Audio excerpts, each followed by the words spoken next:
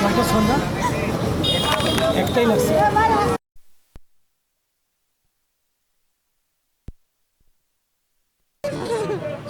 চুপ থাক আজকে থাক।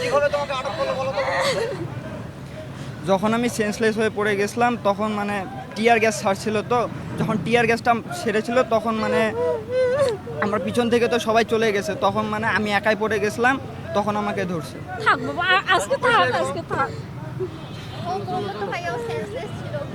বললো তো।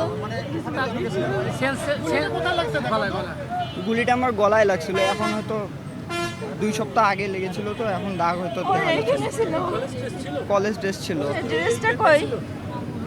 হ্যাঁ, এই প্যান্টটাই ছিল। কলেজ ড্রেস, ব্যাগ, আমার আইডি কার্ড সব হচ্ছে তাজহাট থানায় ছিল, পরে তো তাজহাট থানা নাকি পুরাই দিছে। বাবা এগুলো ওরা কেউ স্বীকার করে নাই।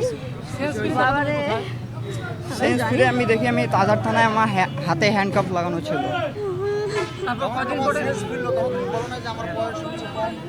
বলেছিলাম, তারপর বলেছিলাম আমি পুলিশ লাইন্সের স্টুডেন্ট, তারপর আমাকে ছাড়ে। আল্লাহ ওরা মিথ্যা কথা বলছে রে। কিছু বলিস না, খালি বলো যে আমাকে জানি আর এখানে কোনোদিন না আসতে হয়। বলো বাবা, এইটাই বলো যে আমাকে জানি এইখানে আর কোনোদিন আসতে হয় না। বলো বলো বাবা যে এইখানে জানি আর কোনোদিন আসতে না হয়। বলো না, এই বিষয়ে আমি কথা বলতে অনিচ্ছুক।